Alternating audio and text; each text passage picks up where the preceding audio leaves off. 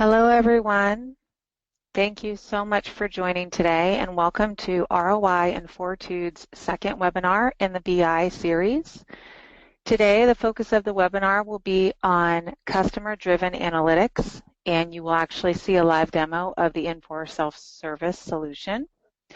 I'm Danielle Watson, and before we get started, I'd like to go through a couple of housekeeping items today. The first is all of your lines are muted. And please make sure that if you want to ask a question later, connect your audio ID with your GoToWebinar name. So you should have seen on your screen an audio ID. So when the two are connected, it's easy for us to unmute you later on if you'll have a question.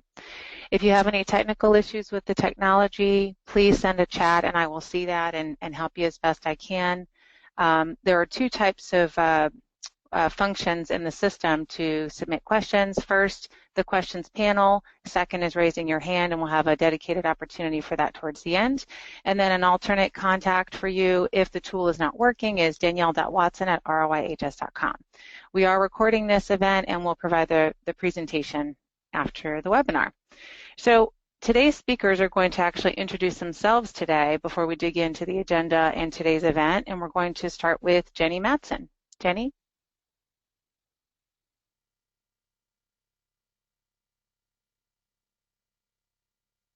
Jenny? Good morning, everyone, or afternoon, depending on where you are. I'm Jenny Mattson, Director of Business Development at ROI Healthcare Solutions. I have 20-plus years experience in healthcare, formerly with MHC Software, with a deep knowledge of Infor implementations and Infor systems. And I just try to be a resourceful advocate for you. So if you have any questions related to anything that's going on and are looking for other resources, I'd love to connect you. I'm based out of Minnesota, and we do have snow. Ben? Thanks, Jenny. Hi, everybody. My name is Ben Hougland. I'm a supply chain consultant with ROI Healthcare Solutions. Before that, I was the former director of supply chain business systems and informatics at a large university health system. One of my claims to fame there was I helped improve their GHX ranking from number 323 in the country to number 11 before I left. I'm passionate about efficiency, and especially when it comes to designing automation and analytics. Aaron? Thanks, Ben. My name is Aaron Epps. I'm the VP of Technical Services at Fortude. I have 15 years experience in the healthcare industry. 12 of those years were spent at Mayo Clinic. I continue to be based out of beautiful Rochester, Minnesota. My background is primarily technical, and my specialties include system engineering, analytics, governance, and solution architecture. Great. So I'd like to, this is Jenny again, just give you a brief word about our ROI and Fortude partnership. So we're potentially the perfect pairing. I'm not exactly sure who is the peanut butter or chocolate in this scenario, but you put us together and it tastes really good. So ROI, we have a lot of subject matter expertise in all of the areas Infor, so supply chain, HCM, finance, and technical resources too. We understand the architecture of the system. We know how to talk to the business users and translate that into, what the requirements are. So really get those down. Fortude comes in then, and we takes that translation and is very familiar with all of the different technologies that are available, including new things like Burst, so they can build out the appropriate technologies to fit the business users' needs. So we're very excited about how we've been able to work together and the methodologies that we're developing. So today, what we're going to do is give you a brief recap. I know some of you may have been on our prior webinar. It is recorded if you missed it. This is a standalone session, but we want to give you a little bit of structure around that, not too much. Then we're going to move into actually doing a simulation of what a customer scenario looks like and how to find those analytics to translate them into an actual dashboard system. And per your request, we're going to give you some real live activities. So from the discovery to the actual building of a live demo and a self-service dashboard. So I think you're gonna get a lot out of today's session. And with that, I can turn it over to Aaron. Thanks, Jenny. So as she mentioned, this is the second in a series of webinars. So for those of you who are unable to attend the first one, just want to cover a few key points that we talked about. That recording is available. We'll make sure to send that information out to you after this webinar is complete. But in that first webinar, we started off talking with common challenges that we see with customers. Talked about the IT-centric reporting model and how that works today, and what are some of the opportunities for improvement at an organizational level. We discussed Gartner's BI maturity model, an easy way to objectively assess where your organization currently is when it comes to BI maturity and what might be your next steps for advancing. We talked about making the paradigm shift, going from an IT-centric model to a more self-service model, and what are some of the key tenets for making that paradigm shift. We talked about data, right? How do you get it from source system to being served up to your analysts and available to create presentable analytics? And then we talked about our methodology, which is important because, as we know, it takes more than technology to have a successful implementation. And I want to talk about that methodology a bit more in the next slides, talking about the discovery, the phase 1 implementation, and then phase 2 enhancement. So again, just to summarize that methodology, so we start off with discovery, and that's important because that's an opportunity for us to come in, and one of the things we've found as we've continued to do implementations and refine our methodology is that it's important to work with you up front and define finite deliverables that you're going to receive at the end of phase 1 and the business value behind those, right? So discovery is the time that we come on site. We send primarily one of our principal functional consultants for whichever area you decide to start with first. So that could be finance, it could be supply chain, it could be HR. And that individual is going to come on site, and they're going to bring a couple of things. They're going to bring their experience of your particular business area to the table. So they know supply chain, they've maybe been a director in the past. So they're going to bring that experience and be able to relate to your challenges. But they also know what's possible, not only with the Lawson system itself, but with the BI and analytics technology. So they're going to work with you then to come up with a good plan, look at your current reporting deliverables that you have in place, and help you to develop, whiteboard, and design some hopefully pretty exciting analytics, and then also the value behind those. Once that discovery workshop is done, we take those deliverables and then we bake them into our prescriptive phase 1 implementation plan. Again, we want to make sure that you get a value immediately, and phase 1 is intentionally meant to be a right-sized implementation. We don't want to try to boil the ocean right off the bat when it comes to BI and analytics. We want to make sure that we have a concise plan, quick win, and reduce the time to value for your organization. Phase 2 is going to consist of enhanced developments, more expanded analyst consulting, more complex development, etc. Once we get to know you through discovery and through phase 1, we feel that's the right time to talk about doing more work and about doing bigger, more strategic projects together. And so with that, the first thing we're going to start off with today is we're going to walk through kind of a mock customer scenario. We're going to demonstrate what, kind of an abbreviated discovery session of what it would look like to a healthcare manager that's new to her supply chain responsibilities.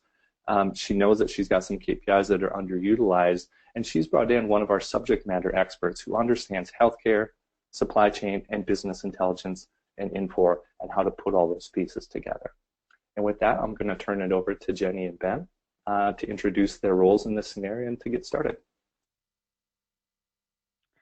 Good morning. I'm Jenny Mattson, the supply chain manager for a large health system, and I'm new to the supply chain area. I'm really kind of overwhelmed with trying to, learn all of the different components that go into supply chain. I came from finance, so I have some exposure to them, but not as deep as I'd like.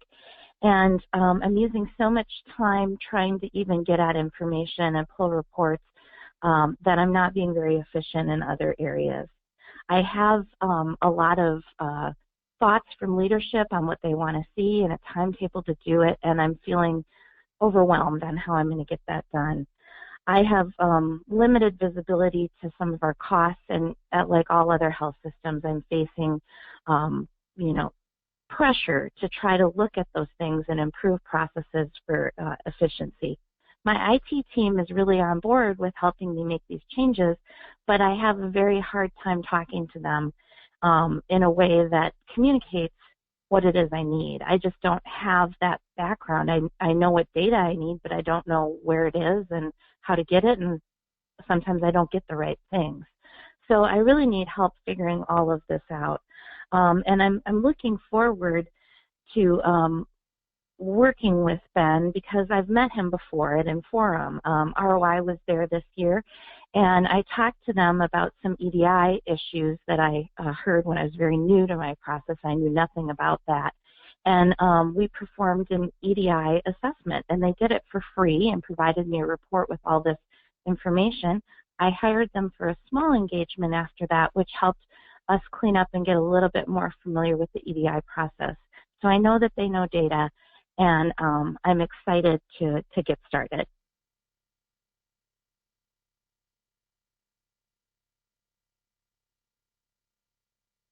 With Ben, who I'm excited to get started with.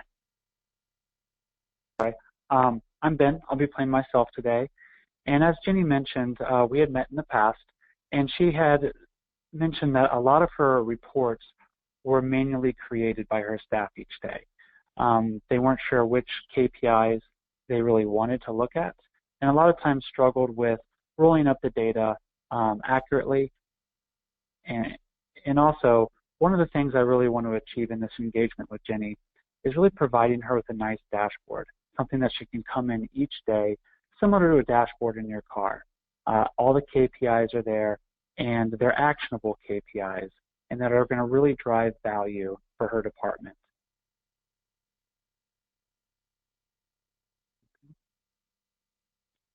Good morning, Ben. It's great to see you again. I'm glad you were able to make it in.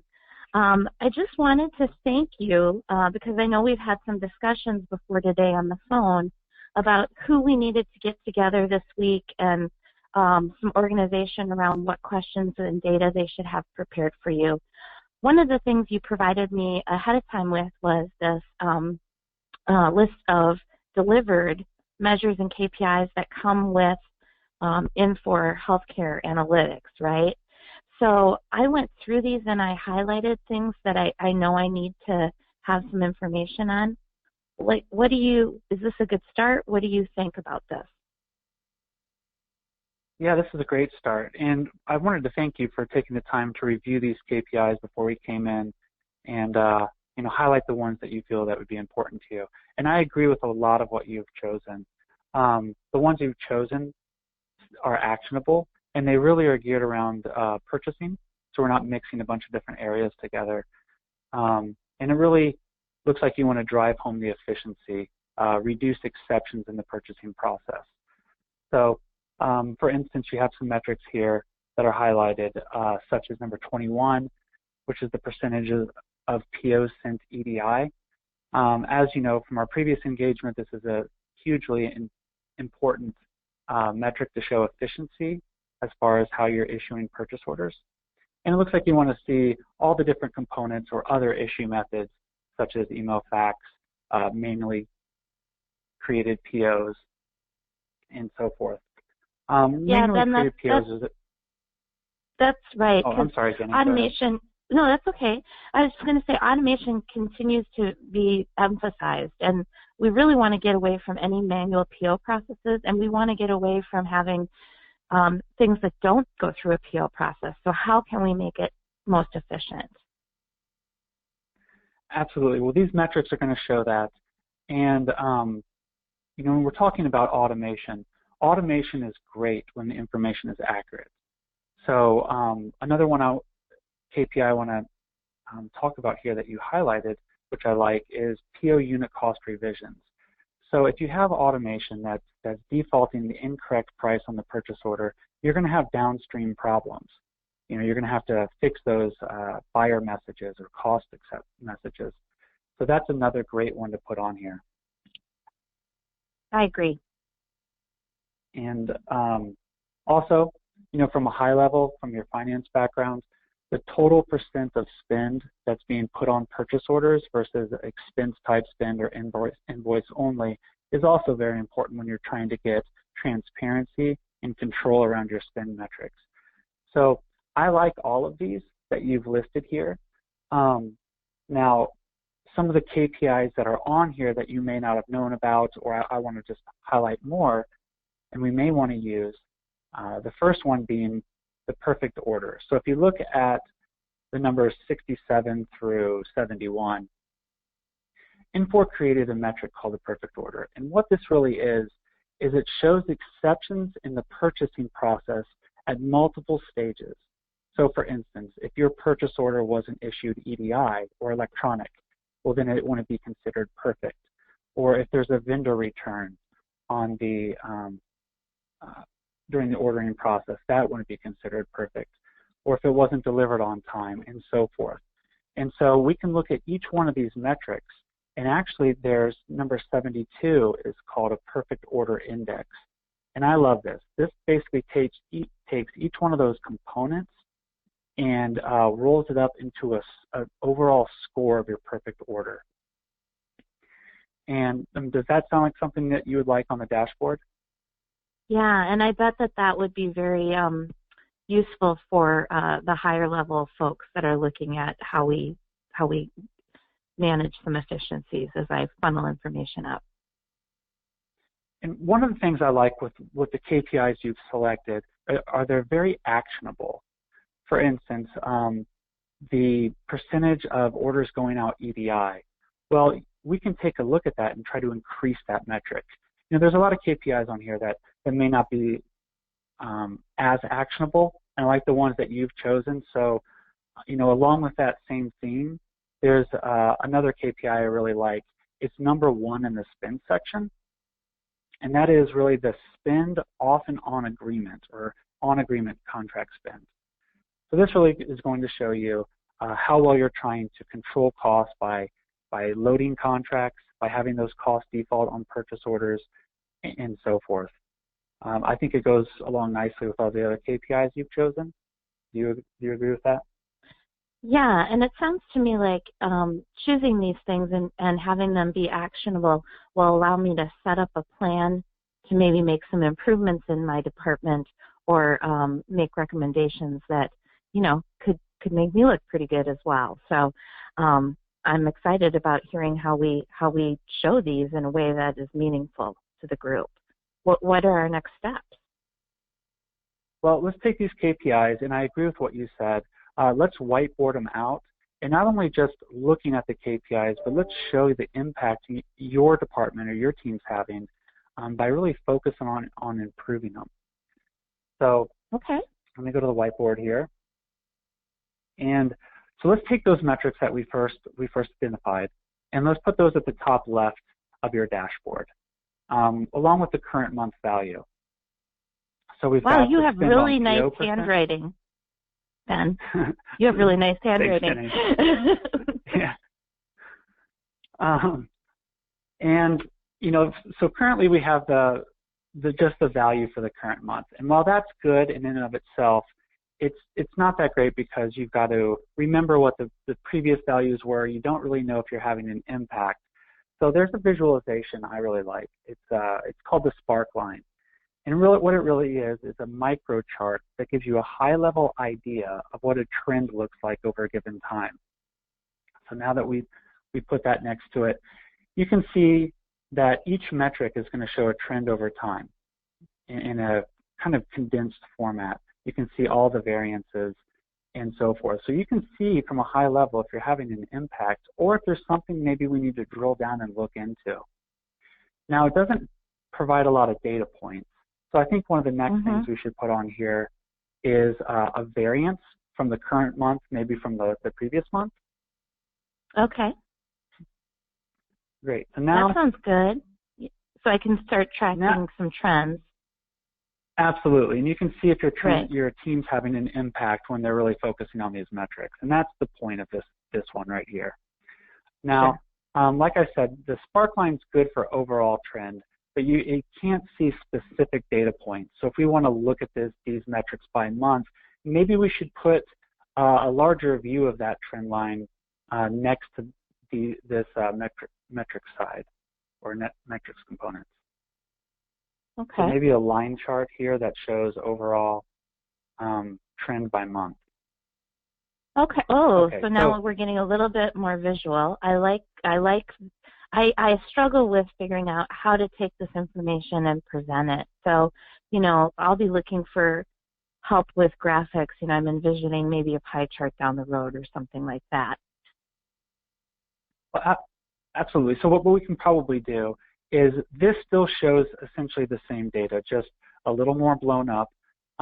We can click on these points by month and get the values of that. But really what I want to do from here on is provide actionable information. And like you said, speaking of the pie chart, maybe we can take a look at the top 10 vendors for any given metric. I think that's going to look nice here, because if we look at, let's say for instance, EDI percent, well, who are the vendors not using EDI? Or specials percent, who are the vendors that are driving our specials percentage up? So, yeah, because we want to focus on improving those relationships and doing business with the people that are making us most, working best with us. I like that. Absolutely. And what else? Along the same lines, well, I think along the same lines of being actionable, each one of these metrics on the left side, they have different components to it. So I'm going to use the example of the EDI again. Well, if our EDI percentage is low, what are we using? So maybe to the right of this line chart, we show those components or maybe those lower level pieces of data that are impacting or driving the higher level metric. So in this example here, now we can see, well, if we're not using EDI, maybe we're using email or fax. What's the current month value? What's the change over month? And so forth. And then, let's say that, let's say that the user wants to look into vendors. Yeah, I'm sorry. I'm just thinking aloud here. Some of these things can allow me to make sure that we see how things are improving and keep everybody, kind of on track and enthusiastic if this information is readily available to see, how we're doing as a department. I agree. I think users get excited when they can see that what their daily work is doing is actually having an impact. And so, using the example of EDI, let's say that we're really focused on the vendor Medtronic. We want to increase their EDI percentage. So we've got them boarded and everything seems to be going well. We looked at the pie charts for Medtronic. Let's say if we click in one of those cells or one of those pieces of the pie, let's show a trend by month. So now we can see that yes, in fact, the EDI percentage was low, but over time, as we've been focusing on them, it's gotten a lot higher. Yeah, I like that. So I think that's good. Okay.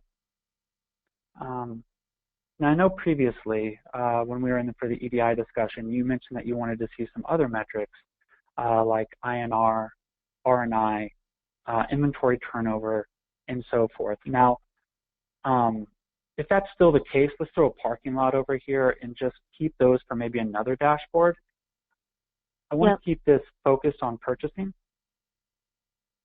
Does that make sense? Okay. Yeah, it does, because I think we need to get buy-in of my department, and then we can move into things like buyer messages that are maybe more cross-department concerns. Let's focus on purchasing efficiency. Absolutely, and maybe, speaking of this dashboard, we can drill down on these individual areas and go to a deeper dive or link to another dashboard where we can show, let's say, the perfect order. Well, buyer messages would be a component of that. So they kind of go together on the lower dashboard, possibly. Certainly. Great. Okay. Well what's next now, Ben? Yeah. what I'm going to do is I'm going to take this dashboard and our ideas we have here, and I'm going to think about it tonight. How all the components interact together, just kind of the user experience, trying to refine that for us. I'll create a mock-up that we can review tomorrow, and from there we can get a little bit more established on what we want the developers to create. Does this sound good to you? Yeah, it sounds like you're going to be busy this evening, but thank you. We'll see you tomorrow. All right. So this is Jenny. I had a relaxing evening. I felt like Ben understood what I needed. We had some good dialogue. I even got to brush out my hair, and I think it might look as good as Ben's tomorrow. I wonder what he's working on, but actually I'm not going to worry about it. I'm just going to have a good night's sleep for a change. When I went home and reviewed the dashboard and the mock-ups that we had created, I noticed that the user was going to have to click around a lot to get to the information that really mattered. So in my mock-up creation that I was going to show Jenny tomorrow, I really wanted to show or enhance the user experience, make the relevant information easier to find, and from there, hopefully have a dashboard that's just as interactive, but just more had more relevant data showing.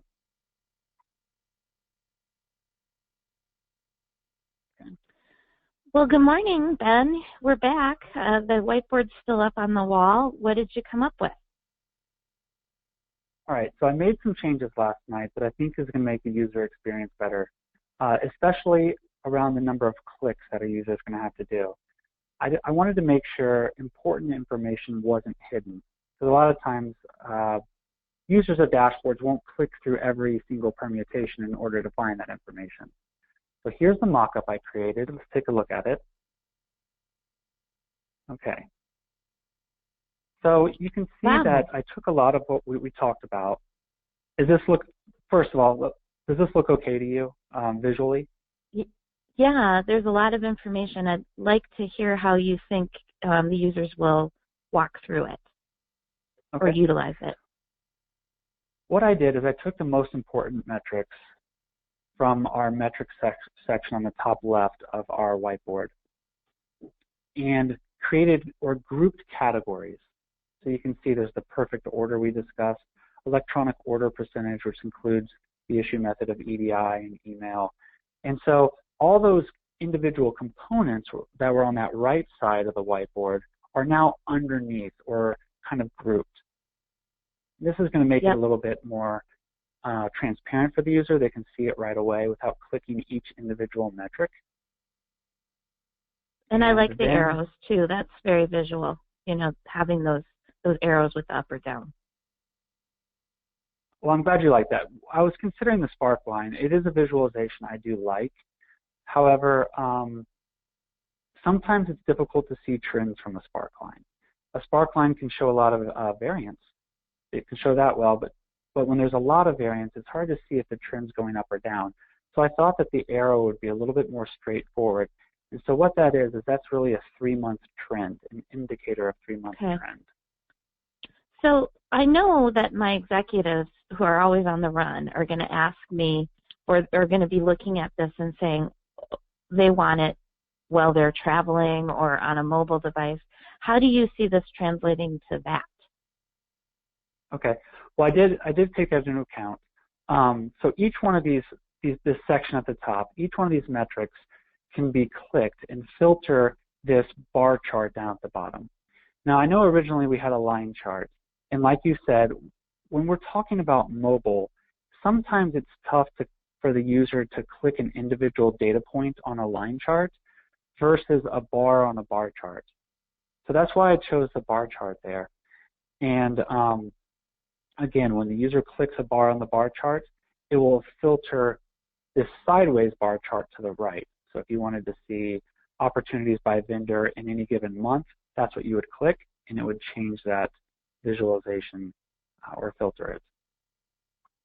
Yeah, that makes sense. I can see the pie chart being a little too difficult to deal with for drilling down and being 2D. So I do like that change. That's the kind of stuff that I was really hoping you would help me with, because I'm just used to really looking at reports and spreadsheets and digging for data. But this is more modern and useful, I think, for folks. Yeah, and the right sideways bar chart, a lot of times pie charts become difficult when you're looking at two slices of the pie that are very close in amounts. And so a sideways bar chart that's ordered actually does it a little better to see magnitude or ranking by whatever you're trying to compare. And also, sideways bar charts are a little better at showing data labels and data points or values in a much more organized manner than a pie chart. So that's why I use that there. I'm glad you're okay with that. Good. So, well, this looks like something I'd like to get started on. Can you tell me what the next steps are? And also, yeah, tell me what the next steps are first. Okay. What I'm going to do, if you're okay with this, is I'm going to map these data points for the developers and talk about the interaction of each component to another. And then we're going to hand it off to development, and we'll go through kind of a phase 1 iteration of building these out and letting you play with them. And that development is part of your partnership with Fortude, correct? That's right. And so they'll be developing it based on these data specifications in these mock-ups here. So now that we've got that nailed down, it should go easier. Yeah, and as we move forward, if this ends up working out right, then I'd really like you to come back for some of those parking lot items and maybe introduce you to users in other areas. Like I know human capital has been having trouble with a few things, and my folks, friends in finance, could find some advanced dashboards very useful as well. So I guess I'd actually kind of like to see how those get built. Is there a way we could do that? Yeah, absolutely. And just remember that each one of these components here, maybe we could build a dashboard on those components individually that your team can really dig into when there's an issue. But yeah, we can give you a demonstration on how this is all going to be built. Okay, great.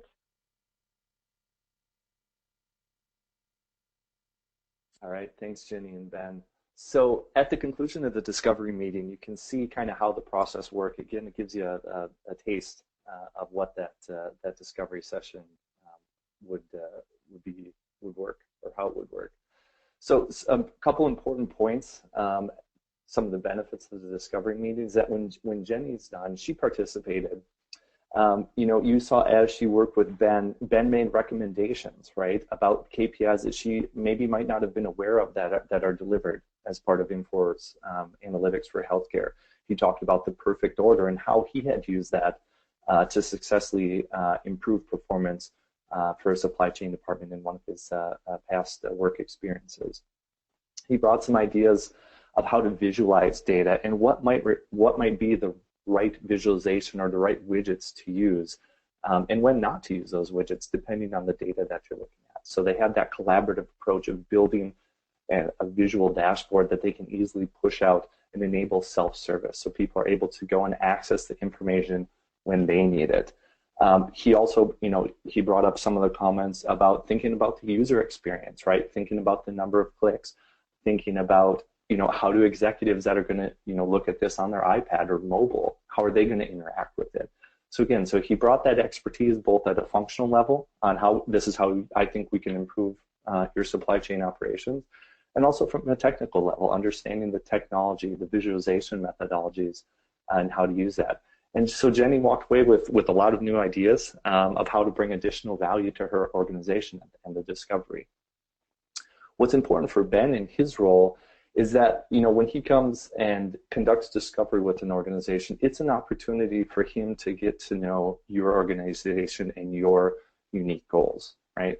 We want to make sure that we spend that time working together, tailoring the approach, understanding your objectives and what's important to you, and putting together a plan so that you can be successful as part of that initial implementation. And with that, what I'd like to do is get into the technology side of things. So what I'm planning to do is to give you a demo of Infor BI self-service and building a dashboard myself, right? So I'm playing, in this scenario, I'm going to be playing the role of an analyst. This is after implementation is complete. All the technology is in place. The cubes are, as I said, the data is served up on a platter to me as an analyst, and I'm going to show you what it's like to build a dashboard. It's not going to be exhaustive. I'm not going to show you all the features of self-service, but I really want you to come away with an understanding of what that experience looks like and how you go about building these types of dashboards. Before I go into that, I just want to do a quick refresher on some of the key tenets for having a successful analytics implementation. So during the first webinar, we talked in detail about these points, but I just want to provide a brief overview. So we talked about IT and kind of that paradigm shift from going from being a producer of content, where they're responsible for developing the reports and visualizations, to being a business enabler, right? Their role shifts so that they no longer are responsible for developing those reports and maintaining them. They're responsible for making sure that the data is complete, governed, and available to the business. We talked about self-service, the importance, again, of letting people focus on their core competencies, right? Nobody knows better than the analysts what information they need, and nobody knows better how to do IT work than the IT team, right? So again, we say let IT do the IT work, let analysts analyze. Our most successful implementations are where we have user-developed content on top of IT-managed infrastructure, where the business analysts understand the tools, IT has made the data available to them, and they use those tools to create the reports, the analytics, the data-driven mechanisms that they need to do their job. The importance of enabling data-driven decision-making. Again, we want to go away from trusting your gut to making a decision to being able to back it up with data. And that's very easy to do if you have easy access to your information and powerful analytical tools to answer those ad hoc requests or those one-off questions that come up maybe during a meeting or during your workday. And then we talked about visual analysis, the importance of developing dashboards and doing more insightful reporting visually, being able to look at large data sets and trying to spot anomalies in those data sets rather than looking at row after row or column after column of data. Just think about ways to visualize that and put that in a dashboard so you can easily spot the anomaly and then drill to detail from there. Lastly, the importance of having a single secure source of truth. For a lot of customers we work with, they have silos of information. They have spreadsheets on one system. They have manual extracts from different systems. They spend a lot of time putting it together, and you end up with a snowflake, right? A unique snapshot of that data at that point in time when you collected it. And we really want to do away from that and have everybody pulling all of their analytics, all of their reports from the same system at the same time, so everybody's on the same page when they're looking at, let's say, supply chain information.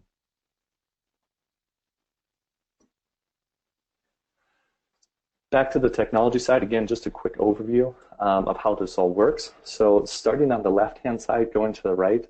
So on the left-hand side, we have the source systems. Where's the data coming from? Where is it stored, right? In this case, in particular, we're talking about the Infor ERP, but know that it can be other systems, right? It can be non-Infor ERP systems. It can also be from your EMR, right? The importance is that we have a consistent process and technology for extracting that data, transforming it, and presenting it to the business. So the second step is that data is extracted by something called Data Warehouse Designer.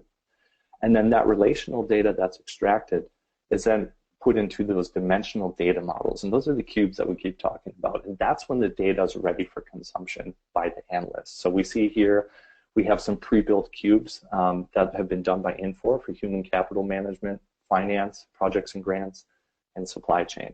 And so that's really the delineation line between IT's responsibilities and where the analysts pick up. So IT is responsible from those cubes, everything back to the left, making sure the data is extracted, transformed, and available for the business to analyze.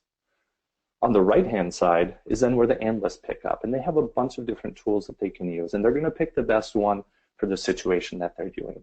They may use Infor BI, they may use Burst, whatever their best visualization tool is that they're most comfortable with, and then they're going to use that on top of those cubes to create the dashboards, the reporting widgets, and Excel analysis from that single source of truth.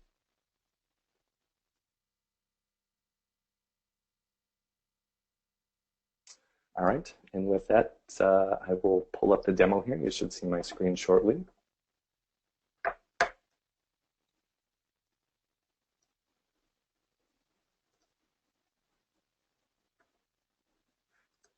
All right, and so what we have here is we have a blank slate showing an empty dashboard. I'm an analyst who has all of my data available to me.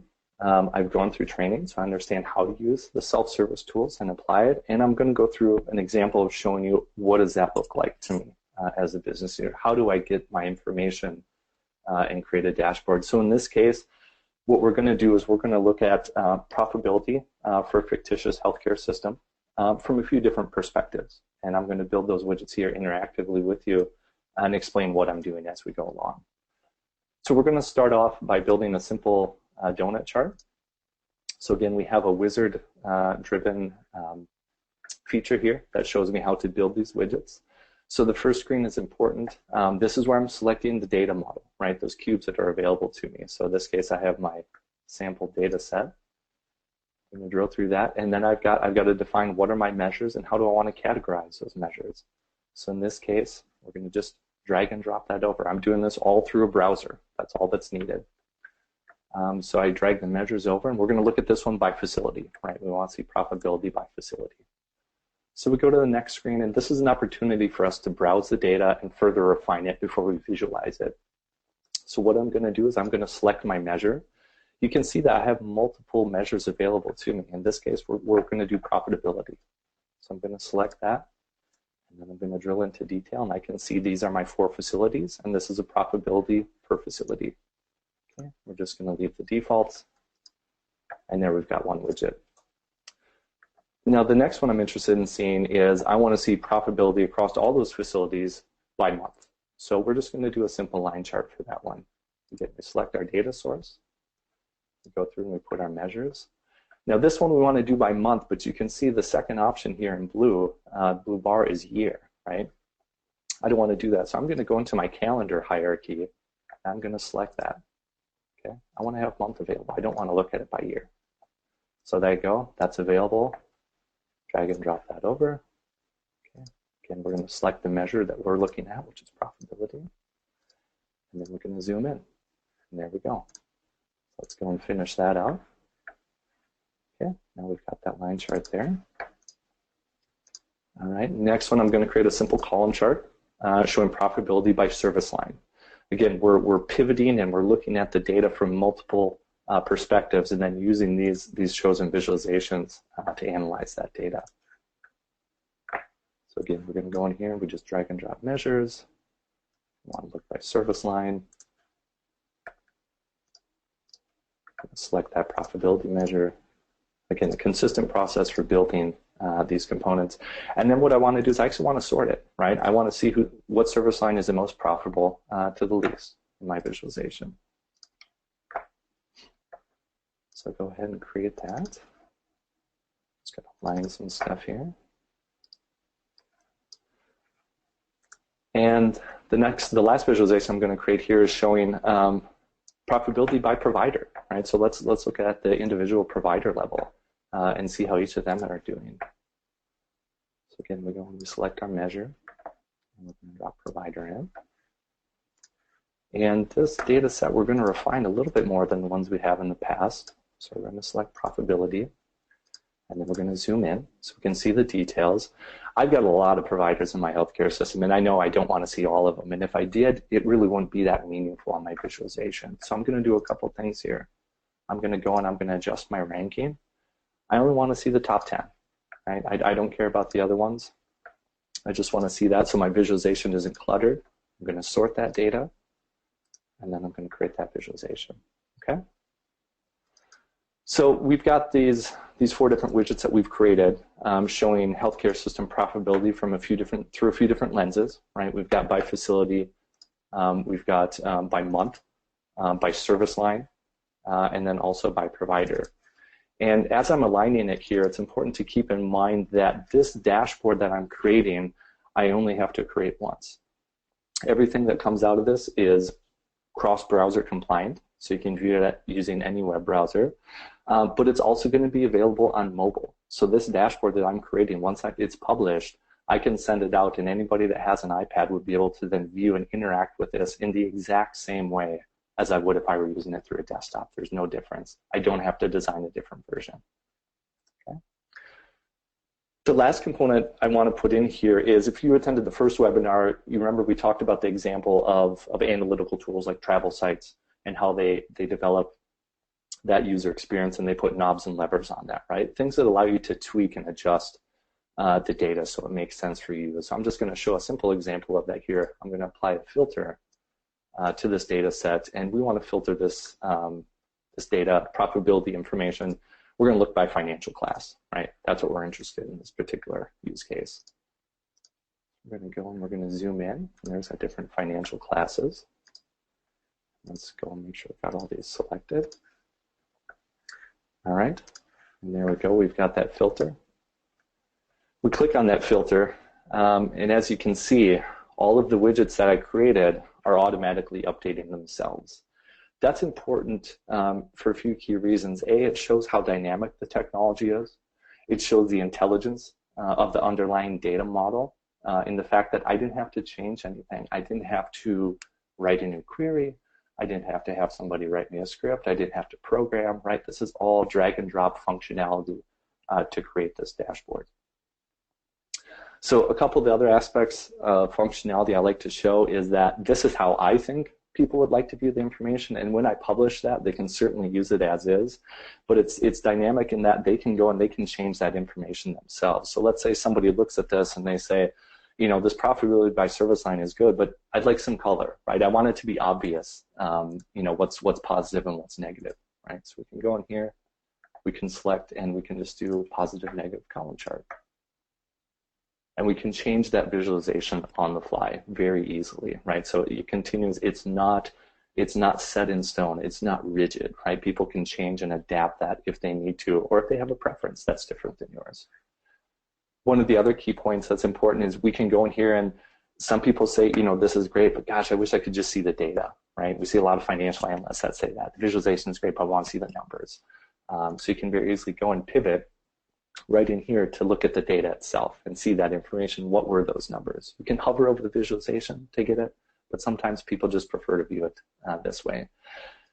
Also note, it's easy to change the measures. So in this one, we're looking at profitability, but let's say we want to change it and we want to look at what are our costs, right, month over month. We simply go and select that measure, the data is updated, and we go back to showing the chart, and there it is, right? So again, very flexible, very dynamic, very easy to do this. And you know, the key point is that as an analyst, I'm able to do all of this by myself, right? I'm able to use these self-service tools to create, share, and publish this information easily. So one of the last things I want to show as part of the demonstration here, let's just go into a new dashboard, say no, is, so that's the concept of what does it look like to build a dashboard. But one of the other things we like to show is what does it look like when you use healthcare analytics, right, to do that for Infor. How is that the same or different? And basically, if you look at this example, I've got a couple different sample data sets. So let's go to supply chain, right? And you're going to see that the process is the same. I've got multiple data models to pick from, depending on where the information is that I'm looking for. In this case, I'm just going to use buyer and supplier. And we're going to walk through it, and we're going through the same process. Even though I'm accessing an entirely different cube, an entirely different data set, the process is the same, right? The tooling is the same. So again, I'm going to drag and drop my measures over here. And of course, you can see there's a lot of different dimensions that are available in measures, because this is that rich data model that Infor provides to you out of the box. So again, they provide the shell to structure your information, and then we just make sure that that information hydrates that data model. That cube is refreshed with information, and all of it is available here.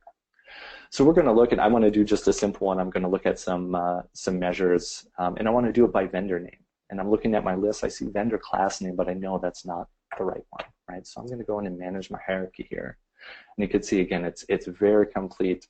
There's lots of different hierarchies for you to use here. We're going to go down and we're going to look at vendor in particular. And I know vendor name is down here, so I'm going to select that because that's what I want to use for my visualization. Drag and drop vendor name in my category. Okay, got my measures. So I'm going to go over here. Again, same process. I'm going to select that measure, but when we go to select it, you can see there's lots of them. Right? There's all kinds of different measures that I have available to me in this particular supply chain queue. So what I want to do is I want to look for something related to EDI. So I'm just going to type that in and hit enter. And you can see very easy to filter that list down to quickly find what it is that I'm looking for. So I'm going to pick POs not issued by EDI. Okay, I've got the number there. I'm going to drill into the detail to see who those vendors are. We're going to sort that data. And then again, I don't want to see all the vendors because that's too much to try to put into a bar chart. So I'm going to rank this and I'm going to say, you know what, I just want to see the top 10. Right? Go there. I'm going to finish creating this widget. And there we go. And so that's an example again of applying the same processes, the same tooling, but this is on top of Infor's supply chain analytics for healthcare. So you can see how easy it was to create that component showing POs not issued EDI by vendor. Okay.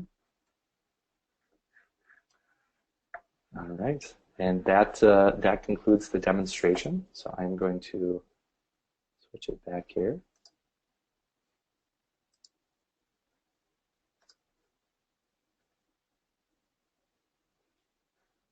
All right, and so we've got a couple sample dashboards. Again, just to give you some ideas about what are the type of dashboards that you can build. So this is an example dashboard, and we wanted to show this because it's important because it shows that you can blend data from multiple different operational areas. So in this example dashboard, this is for a general manager role. And if you look at it, you can see in the bottom right-hand corner, we've got HR information, right? We've got new hires versus total turnover. On the bottom center, and we've got information about their activities. Upper right, we've got information about their expenses. And then in the upper center, we've got vendor expenditure. So again, we're blending and creating a dashboard for this particular role that has information from finance, from supply chain, and also from HR.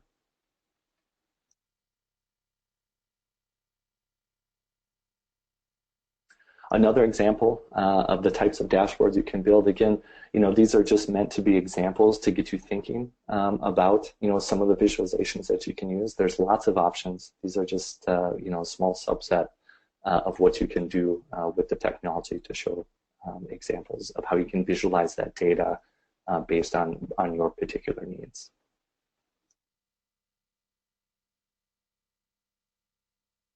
Great. Well, thank you, Aaron, for that demonstration. I think all of the areas would have fit Jenny and supply chain needs. What I'd like to do is just let you know that we're getting close to the end here, and we want to provide you a chance to type in some questions. So you can either raise your hand on the panel or type in the questions, and we'll try to take those for you. So what we've looked at today here is our customer scenario and how that would work in a live environment. One of the things I want to say is I was upset that the Golden Globe Awards had already come out because I really thought my acting and the supply chain role could have not been nominated. Now, Ben was just taking all the great knowledge he already has, so I'm not sure he should be up for the same award. But we wanted to do something just to make it interactive so you could see how the process went. So I hope that was helpful. Then we went into the live demo of Infor self-service and provided some dashboard examples, and that's really what the audience had asked for in the last webinar. So we're going to be sending out a survey, and we'll look for your feedback on what we can do to improve in future offerings and what you liked or didn't like about the setup. And then the next thing is if you have interest in any of these areas or there's somebody in your organization that you think might, we will be sending out the recording. So you can review that at your leisure. And then contact us for customized discovery sessions. And so there's not much of a time commitment, and we are very respectful in terms of what follow-up is appropriate. So my job is to be a pest, but we will not pester you. And so you can either contact myself or Erin Epps to set those sessions up. And now we'll go to questions. If anybody has any, we'd love to take them. And if you don't want to ask them online, it'll be fine to send them over to us later as well.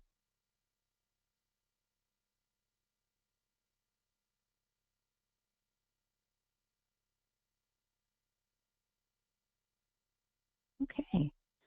Well, if you think of anything as you're working through these things or looking, we're certainly always happy to field any questions and talk to you more. And again, we would appreciate any feedback you have on how this session went for you, how it how it fit your needs, or what we could do in the future to make it more informative.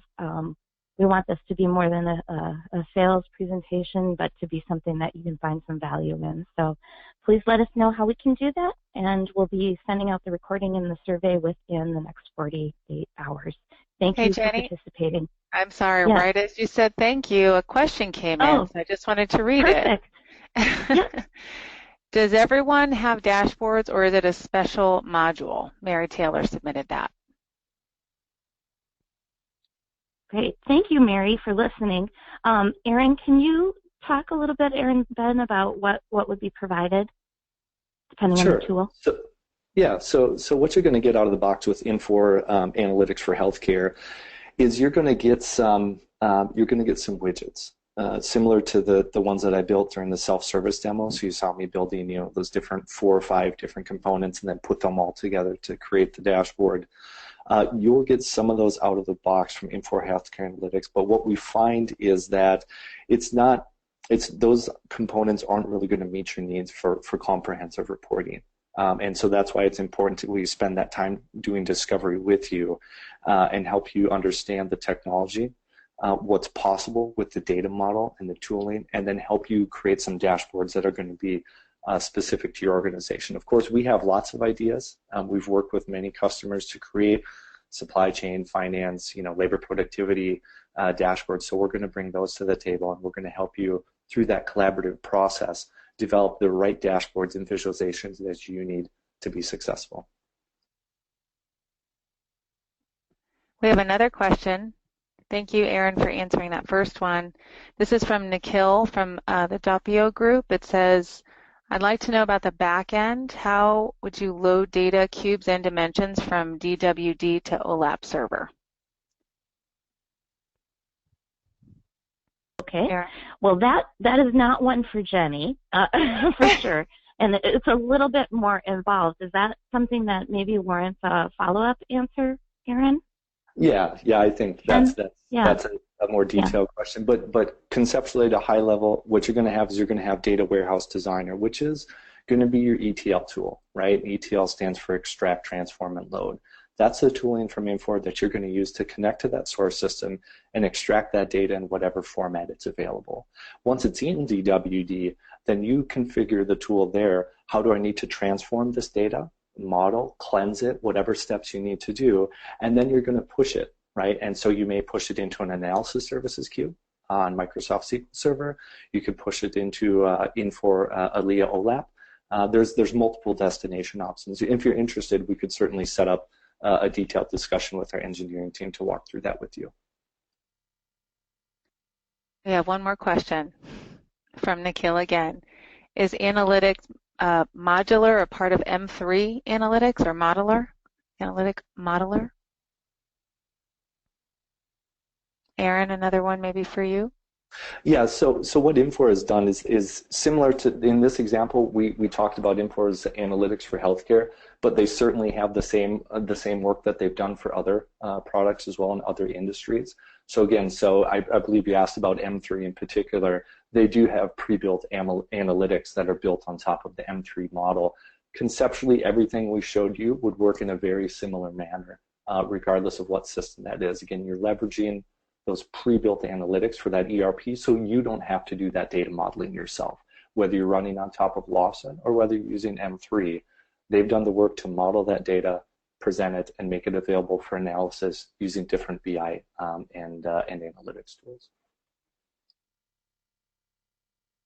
Looks like that's it. Great. Well, we appreciate the questions. It's very nice to have it be interactive. And if you think of more, we're always available and can help connect for, just very little time commitment.